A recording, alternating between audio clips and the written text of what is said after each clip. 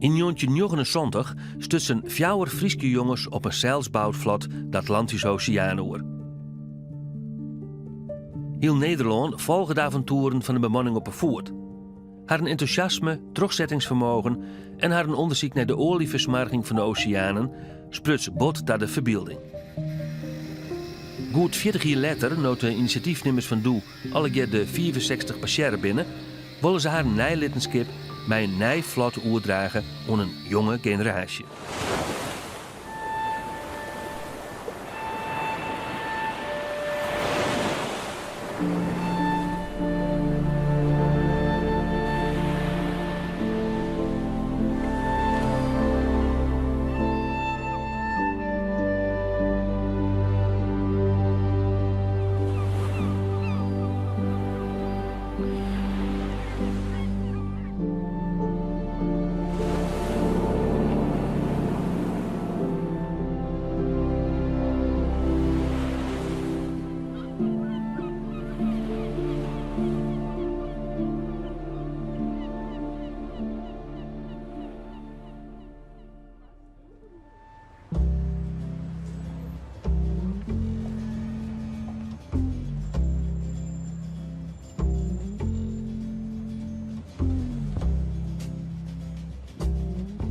Ja, hier is het allemaal begonnen, maart 1974.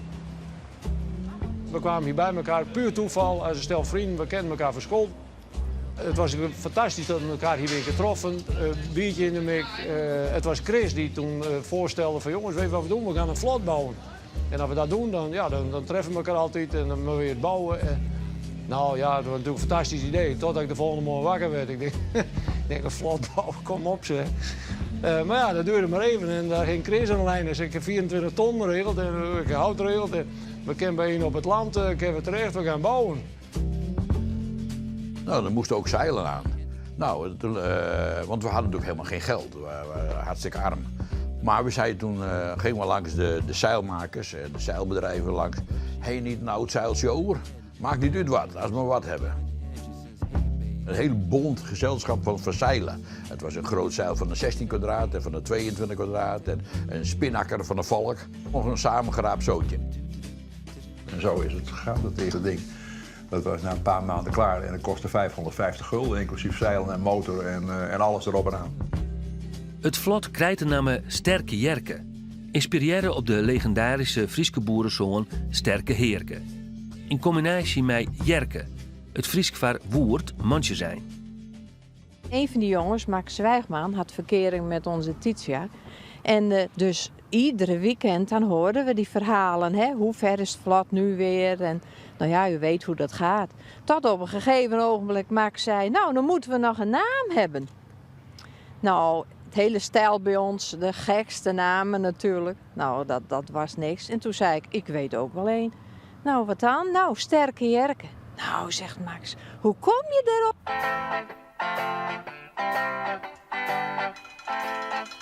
In die tijd hadden we allemaal van dat lange haar. En ja, we waren natuurlijk eigenlijk het tuig der natie, zoals dat in de watersport heel. Want in die tijd, en dan praten we dus over begin jaren 70, 50 jaar geleden, dan was dat echt, de hele watersport was een blauwe, grijze broek wereld. Nou ja, er zat een orgel op en een bierpomp en verder niks. Dus we hadden geen toilet.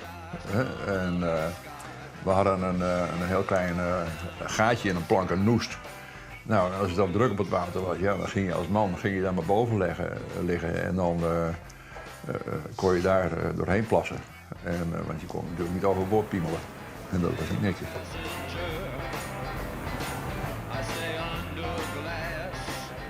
Na een ier varen over de Frieske Marren en de Waardzee willen de Zonvreun meer. Ze wegen de oerstek naar Londen. Vanmorgen is uit IJmuiden het vlot Sterke Jerke vertrokken met 7 opvarenden uit Leeuwarden. Ze hopen maandag in Londen aan te komen om dan in de omgeving van de Tower Bridge in de Theems af te meren. Het vlot is voor deze tocht over de Noordzee mede voorzien van een zendinstallatie, een dieptemeter en uiteraard van een kompas.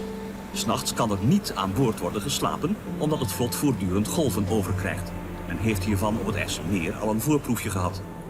Voor de nachten heeft men wel de beschikking over een volgschip dat de tocht meemaakt. We hadden eigenlijk nog nooit op zee gevaren met dat ding. Dus we wisten ook niet wat hij deed. En wat deed hij nou? Met die deining op de Noordzee deed hij dit. Die drijvers die bleven wel recht, maar eigenlijk het dek ging hem zo een beetje omhoog klappen. En hij bleef horizontaal in het water.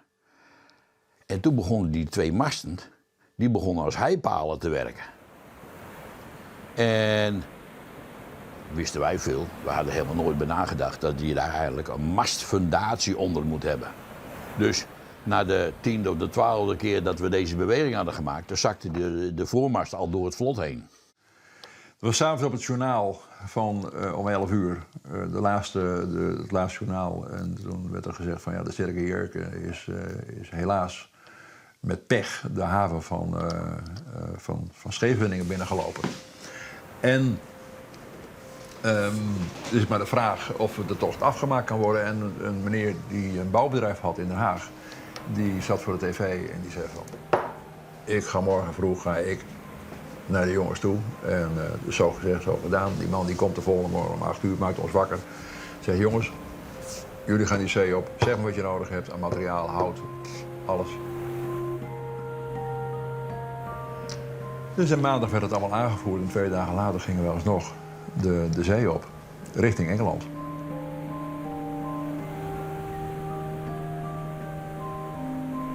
Maar ik de tweede keer misleer het. Als blikken docht dat het dek net goed construeren is. De kustwacht moet weer uitrukken en leidt de bemanning 2 mogelijkheden voor. We hebben 2 opties. We kunnen hem naar binnen slepen en dan kost jullie een paar duizend gulden. Of we kunnen er 10 keer overheen varen, dan kost je niks. Zo zit je nog aan toe. Nou ja. Nou, varen maar 10 keer overheen. We zaten op een volgschip, een zeilbootje. En hij neemt vol gas, gaat hij er 1 keer overheen, nog een keer overheen, 10 keer eroverheen en alles is weg.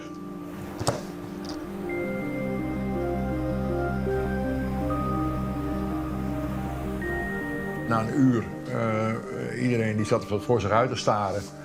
Van verdorie nog een toer, het is mislukt. We hebben er zoveel voor gedaan. En na een uur zeiden we van, ja, maar dit gaat niet gebeuren. Wij gaan volgend jaar gaan we naar Engeland. We gaan nieuwe bouwen. Oké? Ja, we gaan nieuwe bouwen.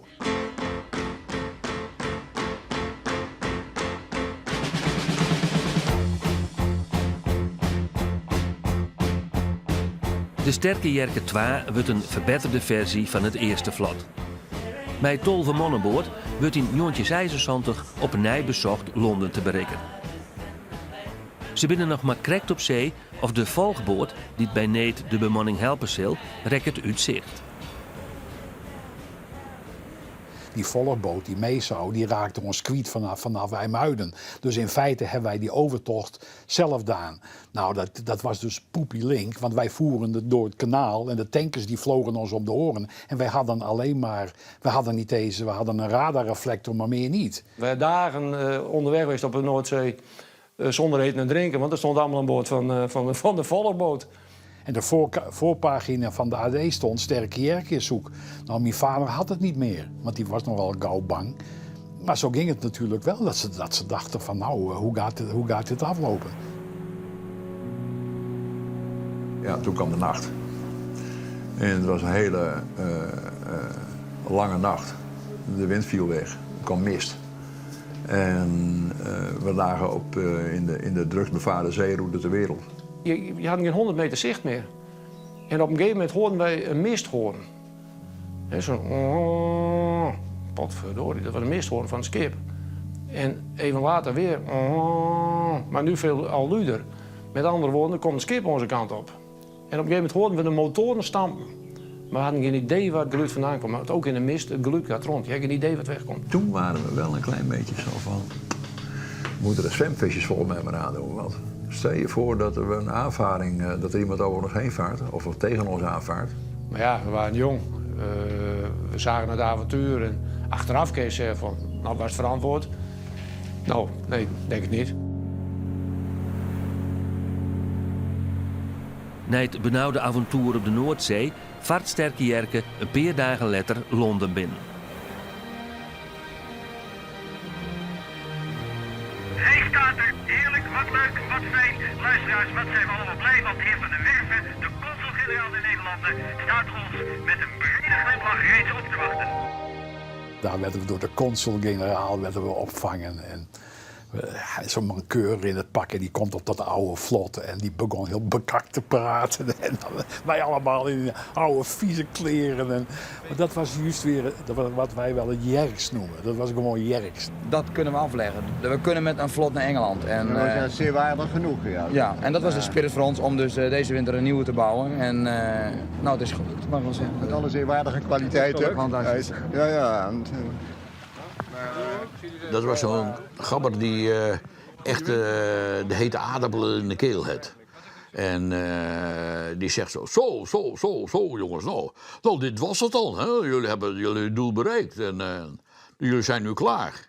En toen zei de kleinste snotneus van ons, Paling, Leo van de Ploeg, die zei van helemaal niet, dit is nog maar het begin. We gaan nou de oceaan over. En daar hadden we nog nooit over gesproken. En want het vlot was daar natuurlijk helemaal niet geschikt voor. Nou, wij bulden van het lachen natuurlijk. Maar in de jaren daarna krijgt het idee om de oceaan oer te steken hield iets meer vorm. Er wordt een stichting opgericht om het project mogelijk te maken. Sterke Jerke, steeds weer verbeterd. In 1979 presenteert voorzitter Henk van Dam de Sterke Jerke treien onder de Boetenrood. En nu willen we hiermee de oversteek maken naar Amerika. Constructief is het dus steeds beter geworden. Kinderziekten zijn eruit. We hebben nou een perfect derde vlot gemaakt. Oversteken naar Amerika. Ja, hoe gaat dat? Je wordt wat ouder en je ziet wel de gevaren, maar je denkt, ach, het kan wel, maar laten we er een doel aan geven. En daar hebben we avonden over gediscussieerd en dat doel hebben we gevonden eigenlijk door de watervervuiling te lijf te gaan met dit vlot. Dus min of meer een symbool te maken van de watervervuiling. En die gaan we dus op de Rijn en de Waddenzee en de Atlantische Oceaan, via dit derde vlot, gaan we dat aan de mensen kenbaar maken.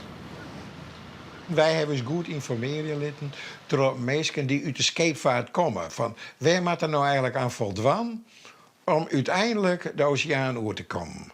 He? Nou, en dan zeiden ze, nou, dat moet nooit net op die oliedrums, want dat is natuurlijk lang niet goed. Dat slaat op een kwander en dan is het dag papa, mama en dan is het hele zaakje voort. We hebben er zeer veel vertrouwen in. We hebben al 3-4 jaar vlotervaring met de vorige jerkers. En we hebben al onze ervaringen in deze gestopt. En we halen hier het zeker mee, dat, zonder twijfel. Het is een klein ding. Klein, maar toch groot. En we hebben van allerlei ervaringen en adviezen gekregen dat groter moet het niet wezen.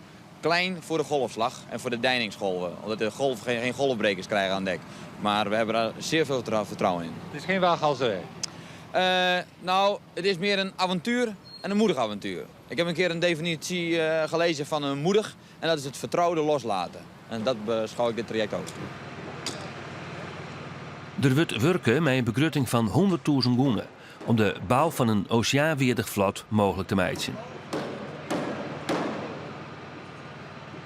Het was een serieuze zaak, dus er moest geld bij elkaar komen. En ik weet nog wel, een van de eerste dingen die we organiseerden was de Frieske Joen in Leeuwarden. En dat leverde geld op.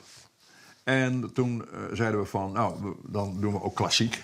Dus we hadden het Fries Orkest met Marco Bakker en een Duitse operazangeres Ursula Benz. Ook in de harmonie, hartstikke leuk. We hebben nog een kindermiddag georganiseerd in de beurs.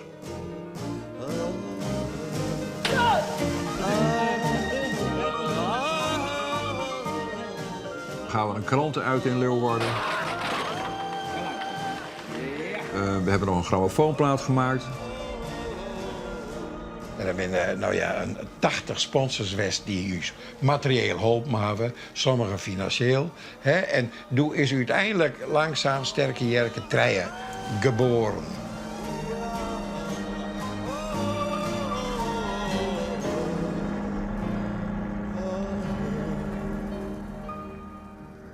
met Wilfred was ik al heel vaak naar Hilversum toe geweest. We hadden een grammofoonplaatje gemaakt van Sterke Jerke. En Wilfred die was zo brutaal als wat en die werkte zich overal in. En ik ging met hem met. We gingen naar Joost de Draaier toe. We gingen naar Frits Spits om dat plaatje te draaien. En we liepen overal door.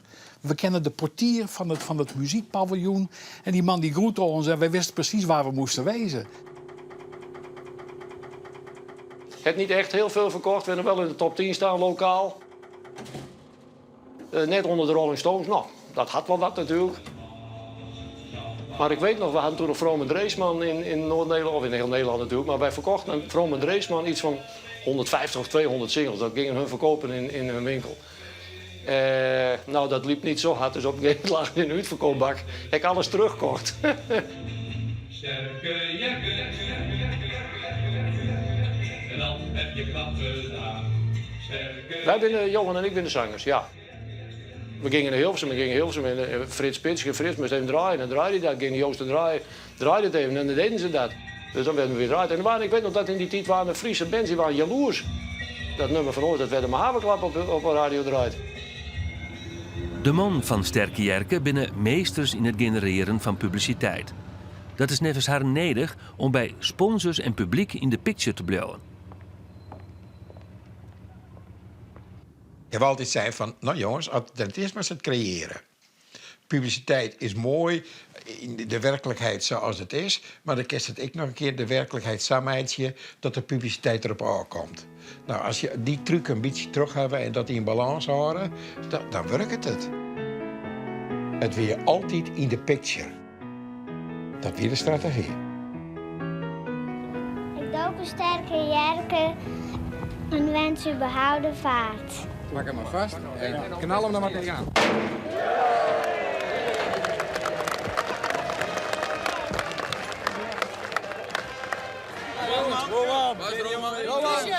Hij ligt er hartstikke mooi in. Het plan is om mij Sterke Jerke in 2 etappes de oceaan oer te stekken. Het eerste pad van de reis gaat van Haas naar de Canarische eilanden. Daar zal het vlot op een ei bevarieerde worden en wil de bemanning wachten tot het orkaanseizoen op de oceaan voorbij is. De tweede etappe gaat naar de Caraïben. Curaçao is het einddoel.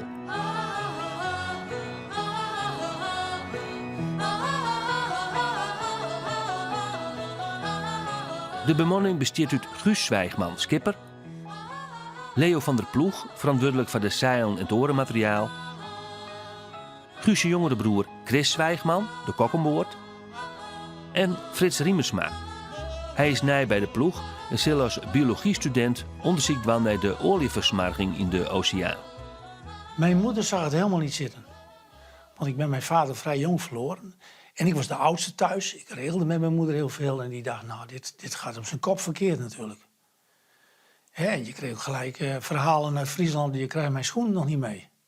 Want niemand vertrouwde dat. Om een paar oliedrums de oceaan oversteken. Later werden het natuurlijk zandperspijpen. Maar goed, ik had het toch wel in mijn kop. Ik hier het volste vertrouwen in Guus. En daar paste Chris geweldig goed bij, want dat waren broers. Die Koeneman kwam er heel goed. Beide een eigen taak. Hè? Nou, Frits past er ook heel goed in, want dat is een chameleon. Die heeft zich heel goed. Die kan zich aanpassen. Ja? Die doet zijn ding. Ja? En Paling past er ook heel goed bij. Dat wie bijvoorbeeld bij Guus een hele goede twee-eenheid. En die dan de tuigerij en het hout. Fantastische formule. Fantastisch team. Als er een vreemdeling bij komt zoeken, nou, dan weet ik het nogal net. Een van de sponsors van de oceaanreis wordt de Waardvereniging. De milieuorganisatie stelt 10.000 goeden beschikbaar. Maar wel onder de voorwaarde dat de Sterke Jerke inzet wordt bij een milieuactie om aan te tonen dat de versmarging van de rivier de Rijn ook de Waardzee treft. De Sterke Jerke wordt per schip naar Bonn gebracht om daarna stadig de Rijn uit te zakken naar Nederland. Overal vestigt de Sterke Jerke de aandacht op de versmarging van de rivier. De Waddenzee is het zinkputje van de Rijn, of van heel Europa zo'n beetje. En dat wouden wij dus ook aantonen door ons flesjesplan. We hebben dus steeds flesjes gedumpt in de Rijn, met een oproepkaart erin.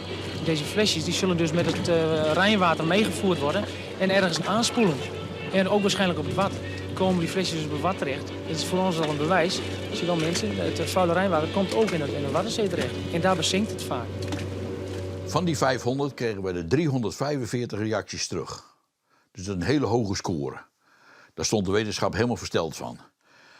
Maar we kregen natuurlijk aandacht. Want iemand die zo vindt, die gaat het melden bij de lokale krant. Dus we kregen heel veel publiciteit daaruit. En daarmee, wat de wetenschap dus wist, dat het dus effect had, toonde je zo publiekelijk aan. 1 augustus 1979 is het Safir. De sterke Jerke verliet de haven van Haas voor de oerstek over de oceaan. Het regende en verkeerde wind. En het was natuurlijk een hele slechte start. Ja, de pers uitgenodigd. Familie uitgenodigd, vrienden uitgenodigd. 1 augustus was de dag. Het NOS-journaal was erbij. Dus ja, ze moesten wel weg, maar eigenlijk kon het helemaal niet. En toen ben ze uiteindelijk ook naar Den Helder gesleept. Ja. Ah, mooi rustig zeetje, man. Moet je zien. Hey. Godverdomme, hè, die had het niet meer, man. Nee, die was helemaal van de kaart, maar wie niet? Hè?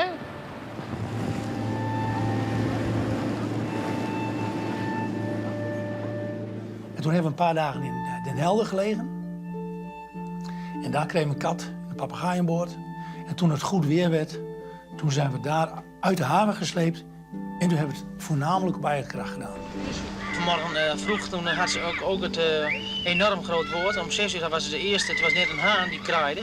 De hele bemanning was wakker op degene die wacht had. Je kunt met 2 man in de tent slapen. Maar als er nog 1 slaapt, dan zoekt de poesie gelijk de persoon op die in de tent slaapt. Maar dan weet hij precies. En dan gaat hij in je nek liggen. Het zit net mei. De wind zit verkeerd. Het is stwarmig en wierd. De sterke Jerke zwalkt Lafjerrien de Noordzee oer. Soms dagen skoeljend aan de kust.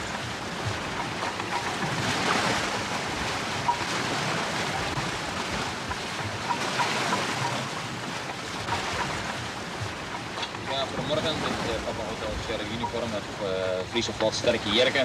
We werden ons gevraagd om 11:30 weer verbinding te... Maar uiteindelijk had die hele Noordzeetrip, die had dus heel lang duurd, omdat ze natuurlijk, ze moesten naar het zuiden toe. Maar ja, met tegenwind en met zo'n vlot. Uit Hoek van Holland vertrok vanmorgen het vlot Sterke Jerke in een nieuwe poging om naar Curaçao te varen. Donderdagavond was het vlot op verzoek van de 4 Friese bemanningsleden de haven van Hoek van Holland binnengesleept.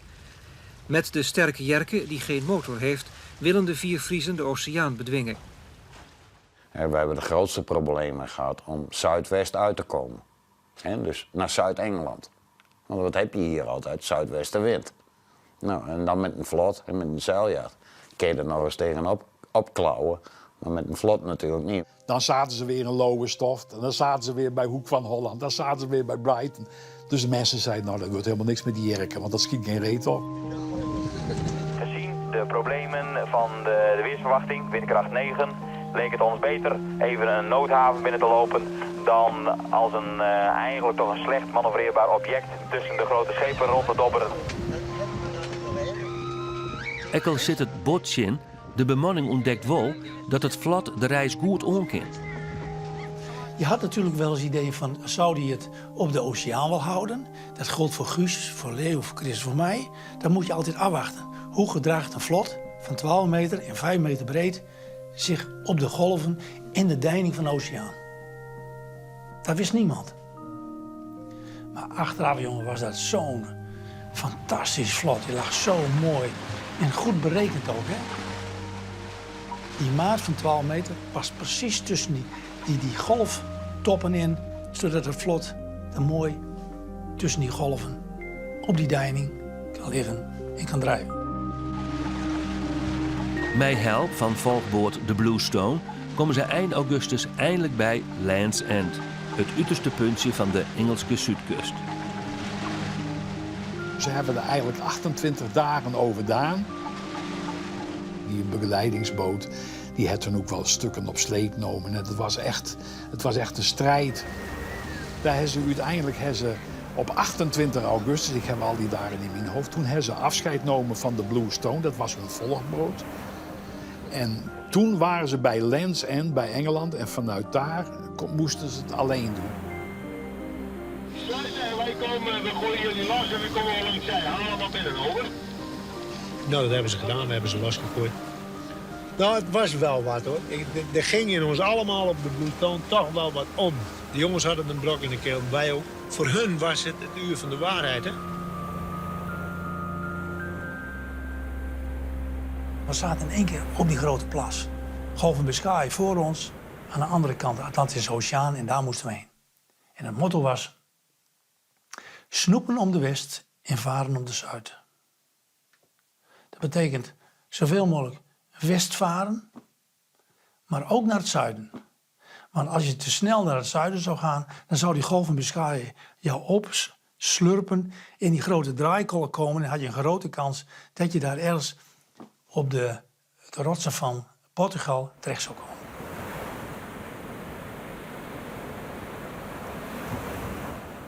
We hadden gewoon altijd na het eten ons sociale uurtje. Dat was dan even de dag doornemen. En zeggen wat je geërgerd had de laatste 24 uur. En dat was een truc die we bedacht hadden. En zo van, om problemen niet uit de hand te laten lopen. We willen even vertellen dat we weer op de goede weg zijn. We zijn op 10 graden west. Op het ogenblik hebben we windkracht 5.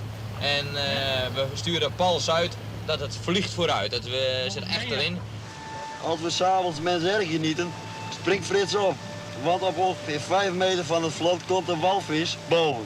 Wat een belevenis. We grijpen allemaal naar de fotocamera's en zijn er eigenlijk wel een beetje overdonderd van.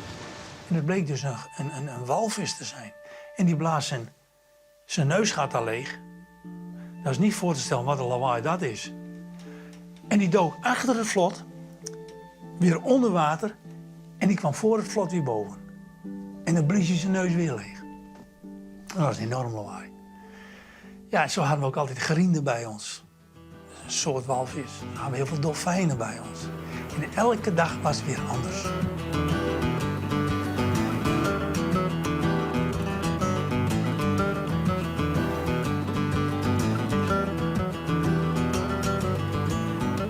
Het is begin september. De Sterke Jerke leidt eindelijk op koers. De stemming is opperbest, elk had zijn eigen taak.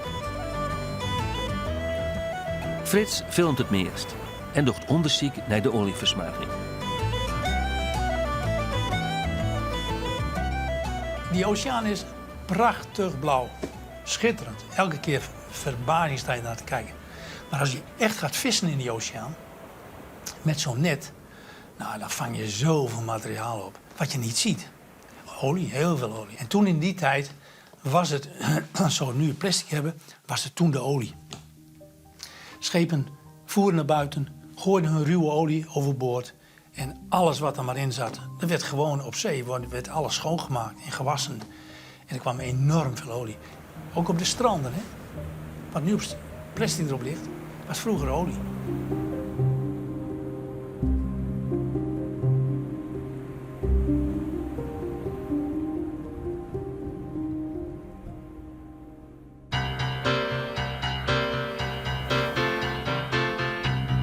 Het is nu nog ongeveer zo'n 700 mijl.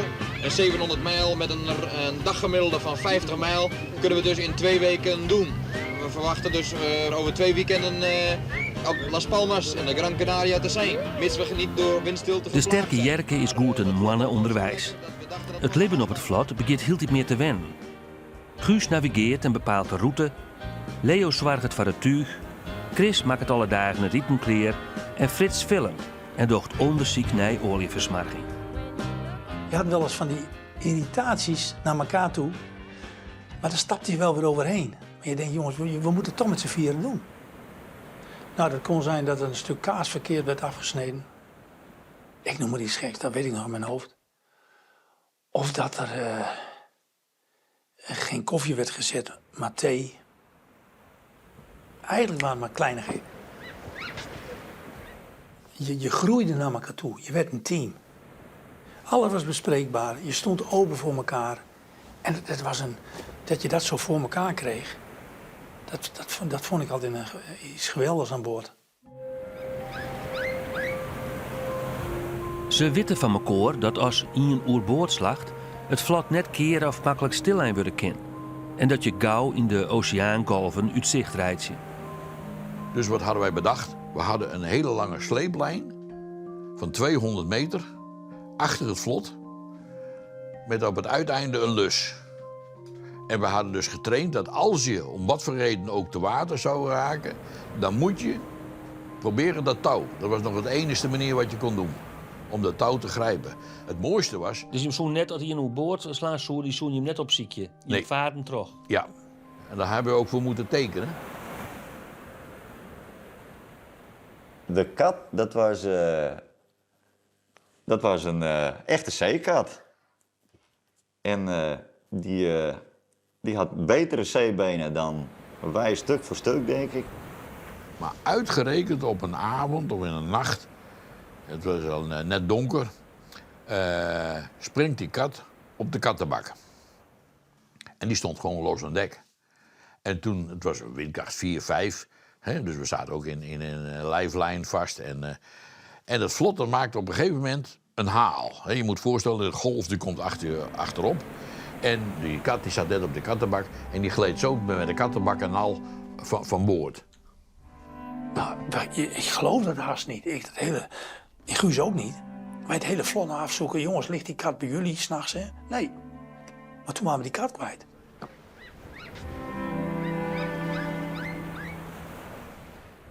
Dezelfde dijs nog rekt ik de papegaaispoor lees.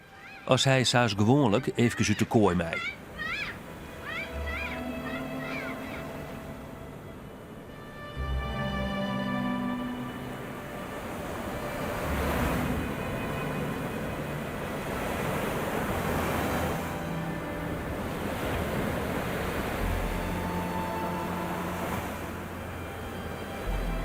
Op de hoogte van Lissabon valt hij niet in de Wienfort.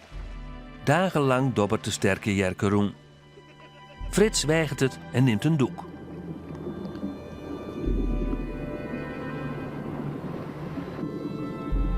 De laatste 3 dagen zijn we met 30 mijl opgeschoten. En dat is alleen maar de stroom die ons meeneemt. De afstand die we nou nog moeten afleggen, dat is ongeveer zo'n 650 mijl. En het is je bloedje heet. En iedereen heeft dan ook een hoofd als een biet. Zelfs Paling, onze bleekscheet, die begint aardig te kleuren. Dus wat dat betreft komen er straks 4 mooie playboys aan op de Gran Canaria.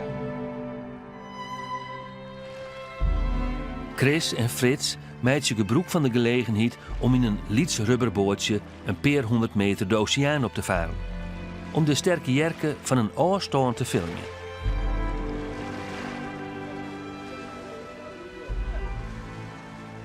Als je midden op de oceaan zit, dan is het zo'n heldere lucht. Dan wordt het hele vlot eigenlijk verlicht door al die sterren. En als de maan er dan ook nog bij staat, heb je gewoon een lantaarn aan boord. Zoveel licht.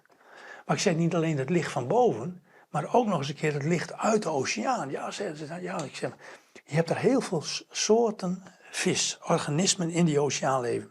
Die komen 's nachts naar boven. Verticale migratie noemen we dat. En het licht wat van buiten komt, wordt vaak ook nog weer weerkaatst door al die vissen naar boven toe, vanuit het water.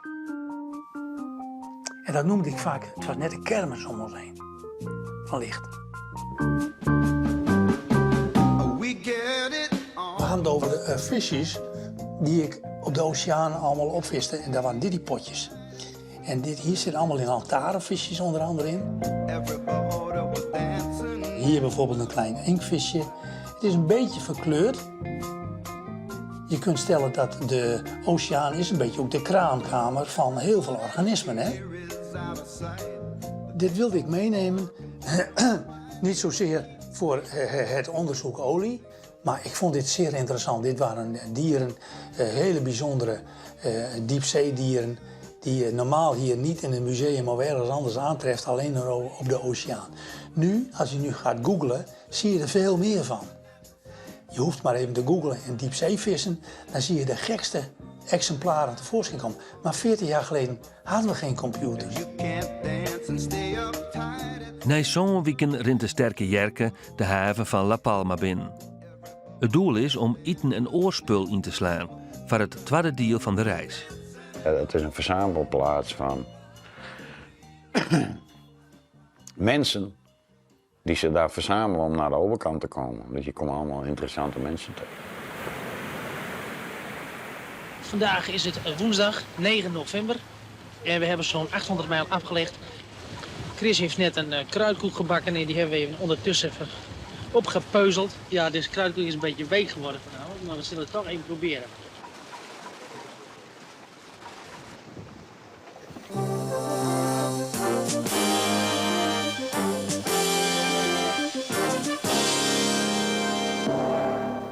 Er is een zoekactie op touw gezet naar het vlot de Sterke Jerke.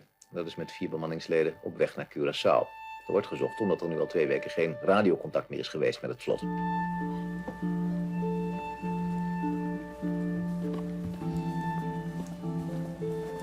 Het ging allemaal te goed met die reis. Dus, je krijgt pas pers als er dingen fout gaan. Niet als het goed gaat. Van, goh, nou, kijk eens, hier liggen we lekker in het zonnetje, onze korte broek. Nee, je krijgt pers op het moment dat je in storm terechtkomt. Of dat er een mast breekt. Of toen zeiden we van, nou ja, goed, dat breekt, er is niks gebroken en er is ook weer storm. Zet die zender maar een paar dagen uit. Nou, ja, toen stond de pers natuurlijk helemaal vol. Sterke Jerke is weg. En goh, nou, wat zou er gebeurd zijn? En, nou, dat was natuurlijk heel vervelend voor de ouders en de broertjes en de zusjes en de vriendinnetjes. Neffens Guus zit het krekt oors. Het idee is wel besprutsen, maar het tafelwoer dat de bemanning echt malheur kreeg met de apparatuur. Hoe dan ook, de vermissing maakt een soort los in Nederland.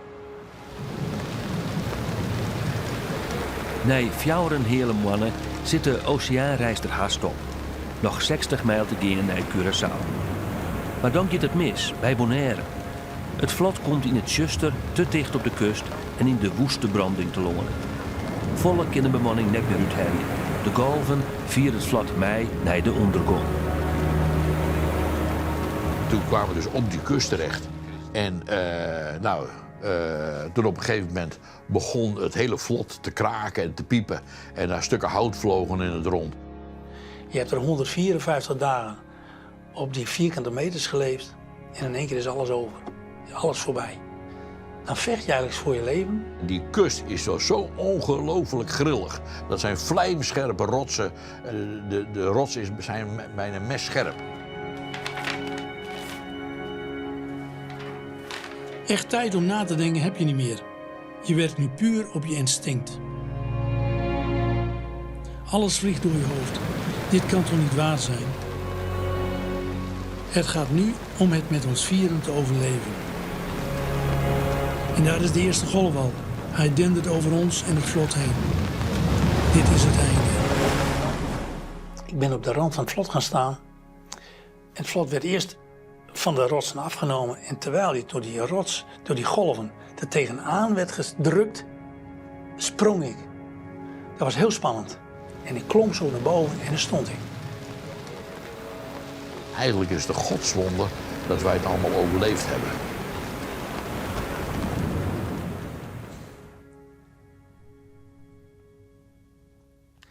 Ja.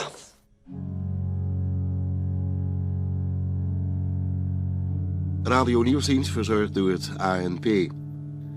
Het vlot Sterke Jerke, waarmee 4 Friezen onderweg zijn naar Curaçao, is gisteravond vastgelopen op de noordkust van het eiland Bonaire. De Bonaireanen, de mensen die daar wonen, wilden ons in eerste instantie niet helpen. Maar het is een soort bijgeloof. Dan moeten mensen bij zo'n stranding om het leven zijn gekomen. En dat was bij ons niet gebeurd. Dus ze wilden ons in eerste instantie niet helpen.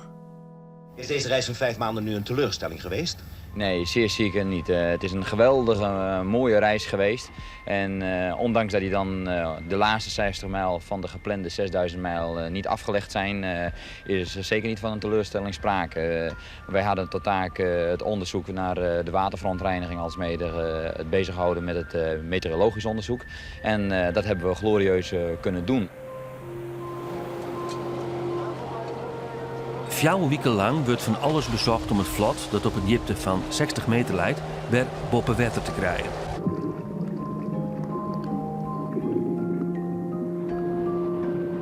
Like a Dutch dike over there with a sea breaking on it. Maar reddingsoperatie misleert. Heel januari 1980 vliegt de bemanning waarom naar Nederland.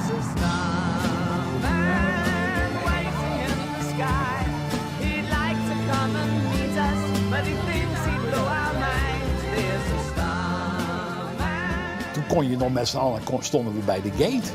Toen kwamen de boys die kwamen eraan en die hadden zulke baarden en allemaal in hetzelfde tenue. En we gingen dus met half Friesland gingen we richting Schiphol.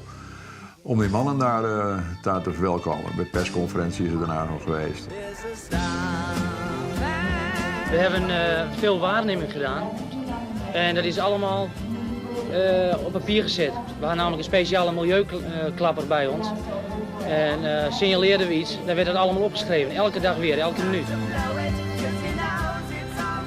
Kranten erbij, persconferentie. Ja, het was enorm. Alleen ja, dan komt het besef. We zijn alles kwijtgeraakt. En daar moet je nog verder mee. Hè? Maar als het feest over is, dan sta je.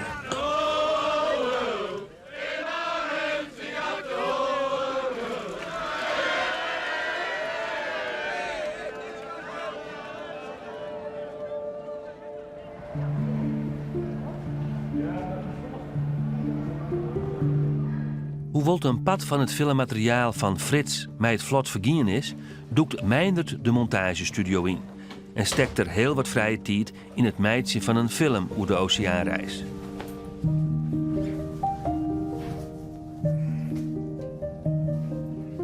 Vertrouwde omgeving. Het heeft ook te lang duurt. Ik ben in april 82 begonnen en in december 84 hadden we de première. Dus als ik daar nou aan terugdenk.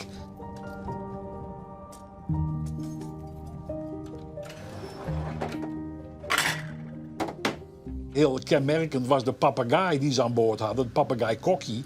Nou, daar was geen geluid van die papegaai.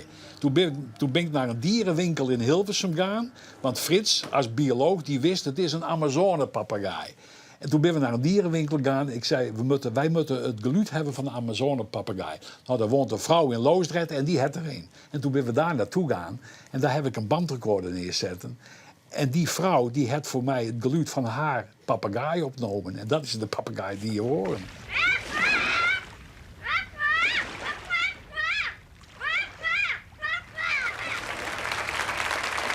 Naast me zit Frits Riemersma.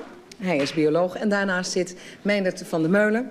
En van mij een hele goede bekende, want Meindert is filmeditor geweest. Is een opleiding nu voor video-editor, maar werkt al jaren bij de NOS. En Meindert heeft uit materiaal van een jongensdroom een 1,5 uur durende documentaire samengesteld die volgende week zaterdag de 15e in Leeuwarden zijn première heeft. De première van de film Sterke Jerke. En de Sterke Jerke was een vlot. Ze noemden dat mijn bruiloft. Want we waren allemaal in smoking. Frits en ik, wij waren, het was onze documentaire. En daar waren geloof ik 500 man.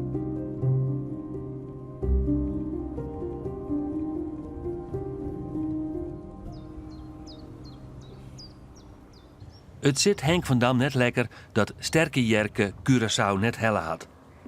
Er ging aardig wat jaren voorbij, maar het idee om nog een reddingspoging te doen, liet hem net los. Dat vlot, wat ik met al die jongens gecreëerd heb, wij, ja, moest Curaçao heljen. Dat zit in mijn kop. En hoe eerder ik wie, dat is altijd in mijn kop bleun. En dus kreeg ik, nadat ik haast failliet weer bij de berg opgeklommen. Nou kunnen we verdomme een skipcapeje, een expeditieskip, om dat ding boven water te halen in het vlot. Nou, dat hebben we in werking gezet. We binnen Denemarken tegenkomen. En daar hebben wij geld investeerd in een hele oude logger. Hebben we hierheen varen. En die hebben mij 40 vrijwilligers hundel opknapt en onder zeil gebracht. En daar ben wij naar Bonaire tegenkomen.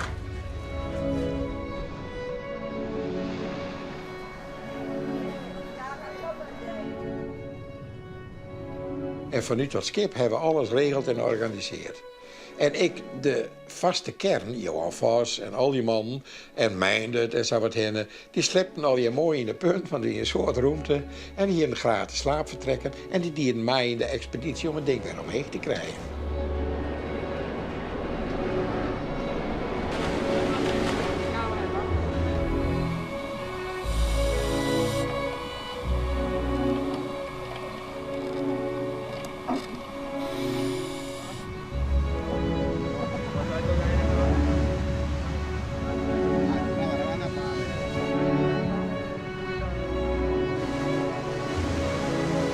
Een giga-operatie is dat geweest, ja.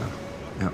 Dus er werden grote ballonnen vanuit Spanje naar Nederland gevlogen. En van Nederland weer naar Curaçao. Van Curaçao weer een kleiner vliegtuigje naar Bonaire.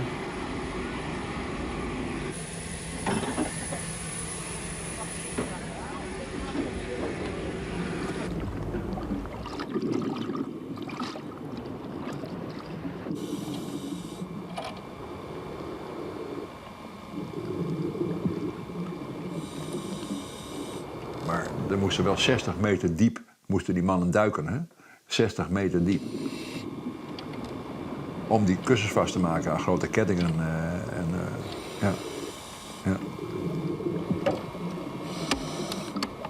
Uiteindelijk hebben we hem versmaken. Lucht in de ballon. Balansjes omheen. De eerste keer was lucht. De tweede keer, dan kwam het spul omheen. Dat weer een explosie van de overwinning. Toen die ballon langzaam in die oceaan omheen kwam met het vlot eronder. Oh, such a perfect day. You just keep me hanging on. You just En toen moesten we naar Curaçao. Op een wal. En op de pier hebben Chris, Jitse, ik en een aantal vrijwilligers. Niks zoals die als alle lekken proberen dicht te meiden van het vlot. We hebben een goalpaal die we teruggesnijd hebben. En dat weer dat helmstok voor het roer. En zo ben we naar Curaçao te poekelen. Boppen wetter wordt het vlot kleermaken van de laatste etappe. Goed 6 uur na de stranding vat Sterkeyerke eindelijk de haven van Curaçao binnen.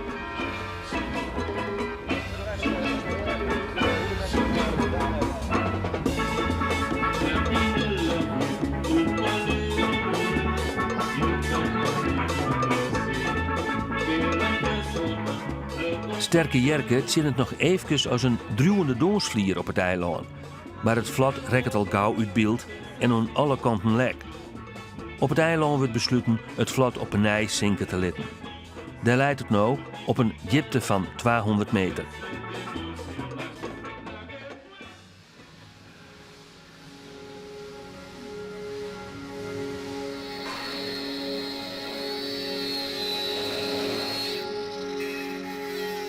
Na jaren van tarrieding en tjinslag wordt in 2021 uiteenzet bij de bouw van de Sterkeyerke Fjouwer. Een kopie van het succesvolle vlot uit 1979, maar dit keer met de inzichten en eersken van de 21ste eeuw. De naam Sterkeyerke is nog steeds, zeker bij de wat oudere generatie, zeer goed bekend. De jongeren zeiden het niet zoveel, maar we zijn nu wel een jerk aan het bouwen voor de jongeren. Wij willen allemaal 70ers. We gaan de Sterkeyerke hebben gebouwd met het idee van we gaan dat straks het stokje overdragen aan de jeugd. Wij gaan zorgen dat er dingen komt. Wij gaan zorgen dat er publiciteit komt. Wij gaan zorgen dat plastic soep onder de aandacht komt. En uiteindelijk willen we dat overdragen aan de jeugd. Dat die dat verder uitbouwen kan. Daar is Sterkeyerke 4 voor in het leven roepen. Ja.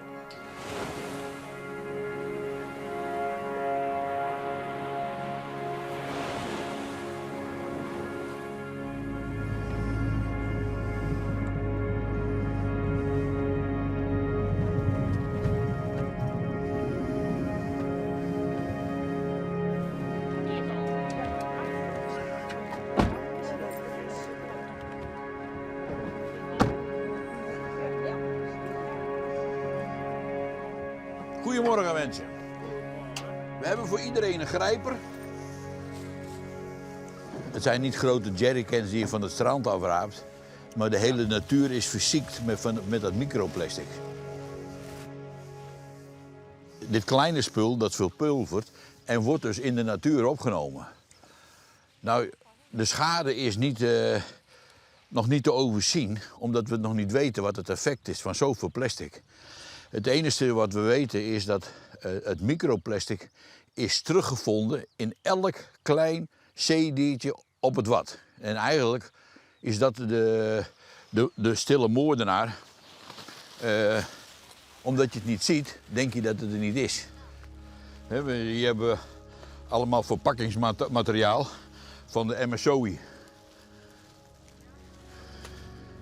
Veel van dat piepschuim. Ik woon alweer 16 jaar op de Schelling en daar ben ik begonnen met het strand vrijmaken. En toen ben ik ook zo geschrokken. Wat is dit voor een teringrotzooi? En vooral van de visserij hier, dit pluis. En eigenlijk, die hele Noordzee is een tikkende tijdbom. Alle rotzooi die in zee gaat, is van bekend dat 50% zakt naar de bodem. 40% blijft in de waterkolom. En maar 10%, afhankelijk van wind en storm, spoelt aan.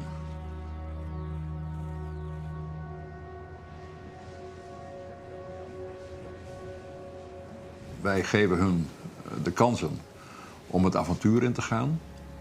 Ook nog een keer te kijken naar wat we altijd gedaan hebben. Naar het grote probleem milieu. In dit geval gaat het over plastic.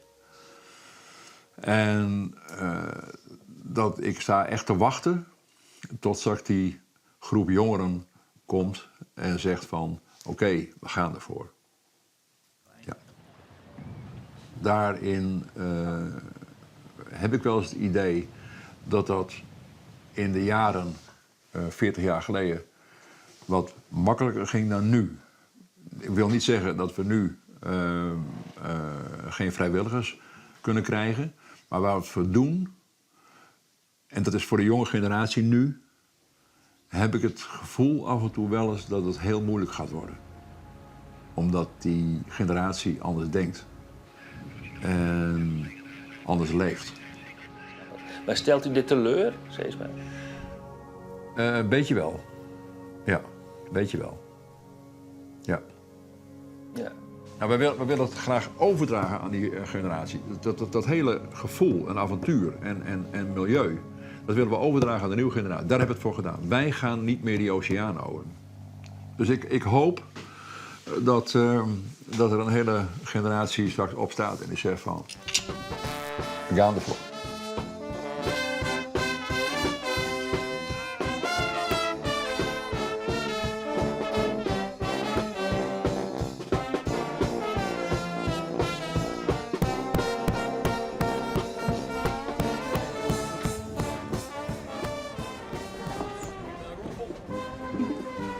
Hiermee doop ik u Sterke Jerke 4. Ik wens u een behouden vaart en mogen je veel geluk, vreugde en plezier brengen aan degenen die met jou meevaren. En je bemanning en ieder die met je zeilt.